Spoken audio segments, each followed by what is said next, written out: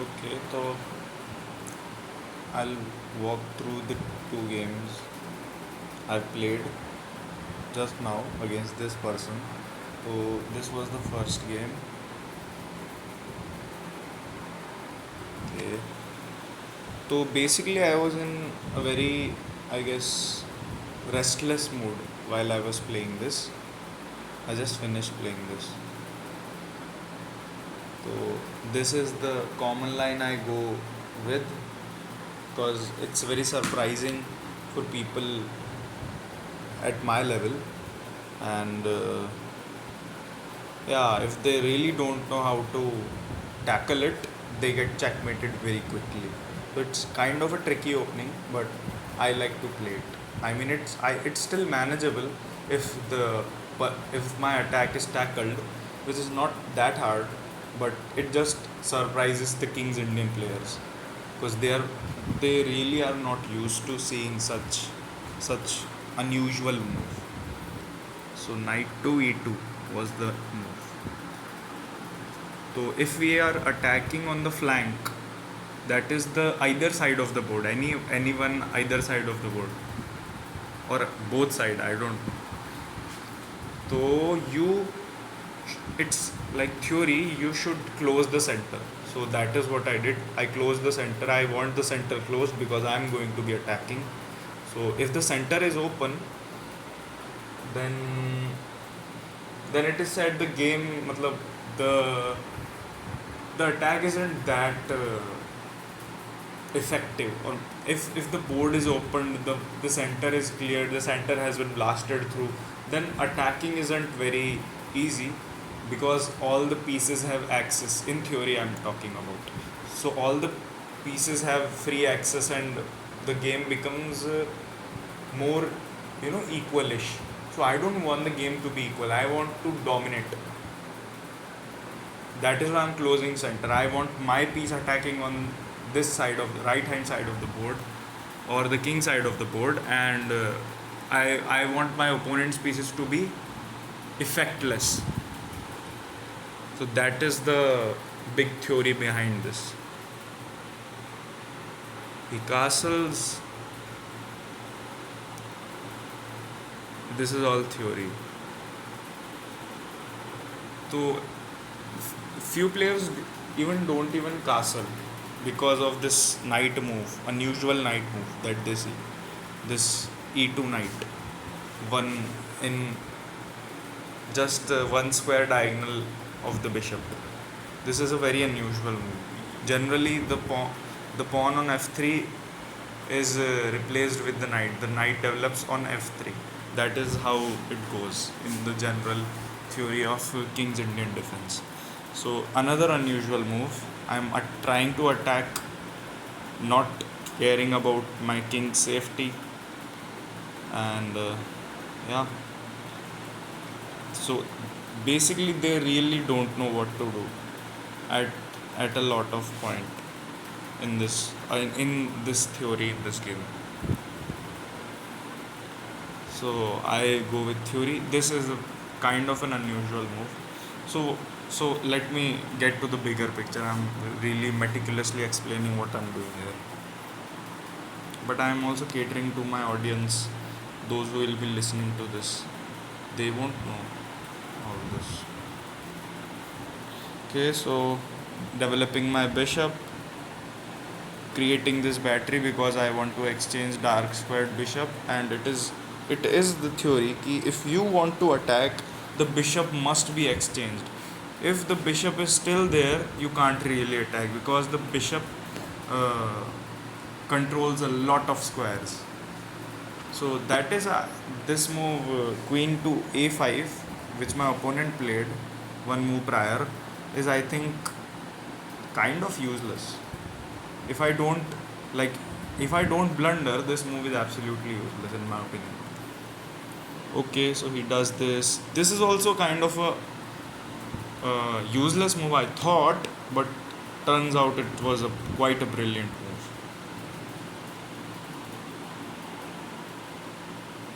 After I did this, so this was probably I would say the highlight of the game. This move changed the flow of the game completely.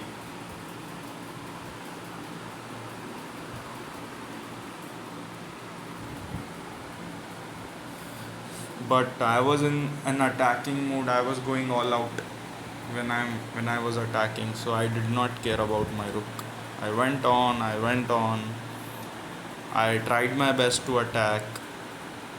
Here the idea was to go bishop knight f6 and trick his knight to take my knight for free. I was sacrificing everything. I At some point in this game in future I wanted just to make a draw, just to get a perpetual, just to keep checking and make a draw even. But I you'll see I couldn't get it even. This was such a desperate move. I wanted the knight to take, but the rook took.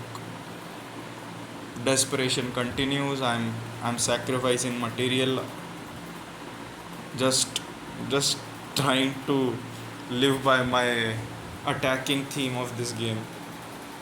Continuing, and my opponent is being very precise, or not very precise but reasonable, and making good decisions. That is why she is getting more and more on material. So I was banking on my opponent making mistakes uh, throughout the game, and yeah, generally throughout the game, even from the opening. The opening I chose was also relies on my opponent to make even the slightest of mistake for me to capitalize on it. So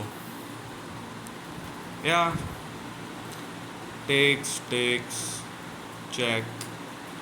Did not care. I didn't. If I brought my queen back to defend it, all of this game would have been in vain.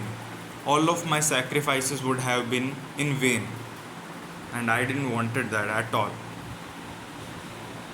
So she played the best move, and this another I made this move thinking that if the bishop comes forward, which definitely it will not, I was hoping for perpetual by playing this move. But my opponent found the best move again and again and again. This was the best move, according to me, definitely. It shuts down everything, clamps down all of my ambitions, makes me dead in my grave. Just crucified me with this move. I did this move, did not caring, still did it. I don't know why. And finally, after this move, I resigned. Okay, so this was the nature of the first game. Then I sent a rematch offer. I don't know. Maybe I wanted to get revenge on her. So I I played e5. So e5 means you are playing positionally. So my opponent must be thinking that if I am going to play e5, I must be going to try hard, and I didn't wanted her to think that I was going to play at my full capacity just to beat her. So I still continued with my mood of playing attackingly,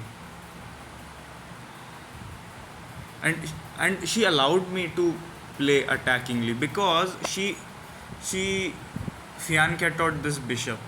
This bishop coming to this place is called fianchetting. So she played an opening which allows me to kind of attack. I know how to attack when someone does this. Like, I have an idea in general. So she continues with this again, King's Indian kind of system. Same from the past game, same kind of structure from the past game, but from the white side. So she made the first move. She has one extra move than me. She has one more tempo than me. So objectively, this makes her, or definitely this makes her position better, gives her edge from the start. This this move stomps my uh, my thought, what I want to do in this game. H5. Not caring about king safety, I want to attack you. That is what I am saying here. I don't care at all. I want to attack relentlessly. Another nice developing move. And at this point, I don't think I am doing better, but my opponent is not a computer, so she does not know precisely how to play this to capitalize or to abstract the or or take out the advantage from this position, to prove the advantage in this position. I don't think she is that skilled, and that is why I played this move. I chose to play this way. Okay, so I'll continue. Yeah.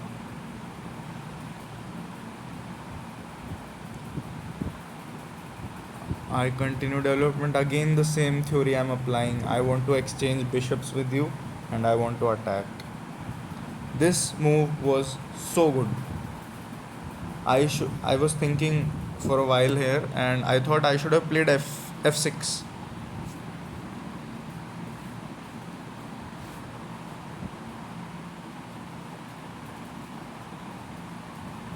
So yeah, I wanted to basically show the contrast between the two games. In the first game, I was desperately trying to attack with no foundation. Here, I built the foundation and attacked. So let's continue. I kicked the knight. This bishop move is the only good move in the position, because this pawn in front of the rook cannot move one square up.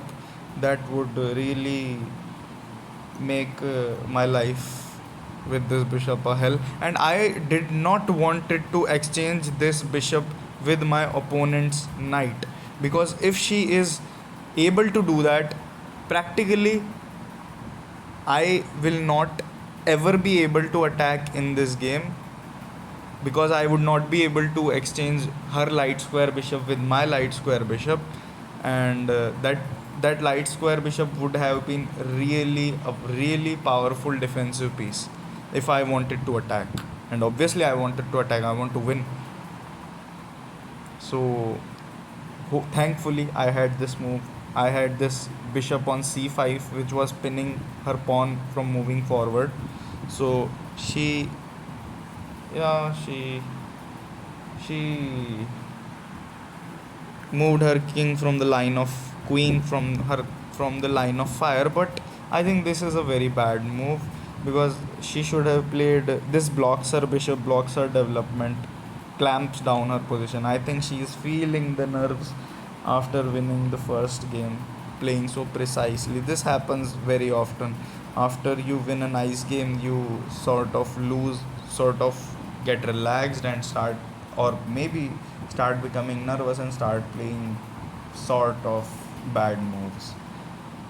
A good win affects your uh, next game. That is that's a very very common pattern in chess. So yeah, she played this queen move.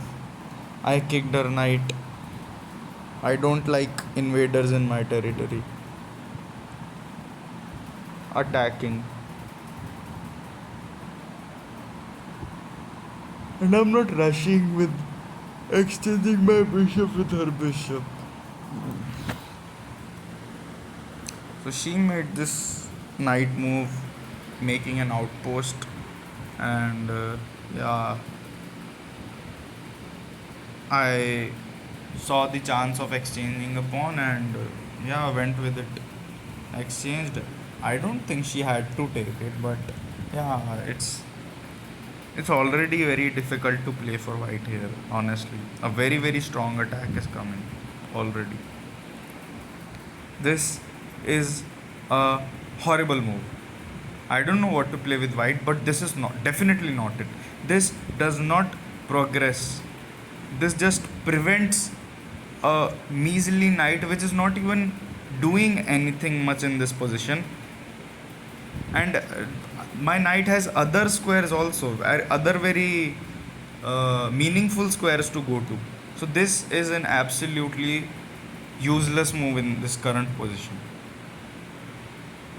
So these moves also helped me to reach the result I am about to reach in this game. So as I said, I don't like infiltrators in my territory. So I am exchanging or exchanging my knight, or just kicking the knight, just asking the knight question, what are you doing here? I don't want you here. I'm going to exchange. So he does not want to exchange apparently. She thinks, yeah, she thinks she is very smart, and she's attacking my active light squared bishop, but that is not very deep at all, as I can play this. My ambition from plenty of moves ago to exchange light square bishop, so finally I can attack. She played this. This is an amazing, meaningful move. If she, oh, now it's kind of making sense, but it's so slow. My attack is so fast, and her striking in center is so slow. It's also general theory that if you are getting attacked on the flank, you should try to open up the center. That's a general theory to neutralize the attack. Steps to neutralize your opponent's attack if you are being attacked on the flank. See the similarity. I am I'm attacking on the flank on the second game too. Usually, I think I am a positional kind of player, but these games kind of make me think that am I also a tactical player also? Do I like very, very complicated games also? I think I do. I think I'm a mix of tactical, complicated player, a person who likes to complicate these games, and also positional player who likes to just sit silently and make slow progress. I also lose a lot of games. I make stupid blunders also, very stupid blunders. So yeah, she is striking in the center, theoretically correct, but super slow in this game. I think she should. It's already very difficult for her to play. I don't want to think, even begin to think from what should white do here. Actually, I should if I want to become a better player, but let me enjoy this game. I wouldn't have been in this terrible position if I was her. I usually don't get into terrible positions. So she took like this. This is a red flag. This is a bad capture. She should have taken with the king, because the knight which she captured my bishop was also guarding the g4 square. Now my king can enter the game. My queen could also enter the h3 square, but that is not exactly what I wanted in this position. I was looking to get my queen to g4, which is a more commanding, more strong square. So yeah, I defended my bishop. This is absolutely garbage move. I don't even want to talk about it. It's absolutely nonsense. Has no purpose at all. Let's move on. I'm making space, developing pieces. What is this? The position is definitely super tough to play, and she's trying to make sensible moves. But man, her position is so difficult to play. I mean, this sort of looks like a sensible move, trying to bring her queen in the flank to defend, probably. Yeah, let me continue. So then I castled, which I thought was very, very gangster, badass. But turns out it was inaccuracy. I should be more actively playing this. But whatever. This is another. I mean, I already mentioned her position is hard to play. I don't know. This move also. Actually, this is a very bad move. This really allows me to effectively come to g4, and potentially pawn to h3 is coming, and that would pin the knight and prepare checkmate beautifully. So this bishop move is very bad because it cuts the link between the knight and the queen protecting the knight. So now if my queen comes into the position, it will come with double threats, one move and two threats. Very, very just destructive thing to do to your opponent. So that is not what I played, because I am not a very good player, obviously. I pinned the knight, which is not very bad also. It's good. And he moved his king, which I thought was the best move. I went here, threatening checkmate, and the knight, even better. She took here, and final nail in the coffin, knight to g4. Threatening checkmate, threatening piece captures. Her life is a painful living mess. Game ends, she resigned, and yeah, very successful attack this game was. Last one was a dumpster fire. If you are listening to this in future, thank you very much for listening. It's Monday, 26th of June. What is this? Unnotated game. We remove animated GIFs for snapshots of game. ठीक है यार, खुश भी नहीं रहने देते हो मुझे. 1:12 हो रहा है. Bye bye.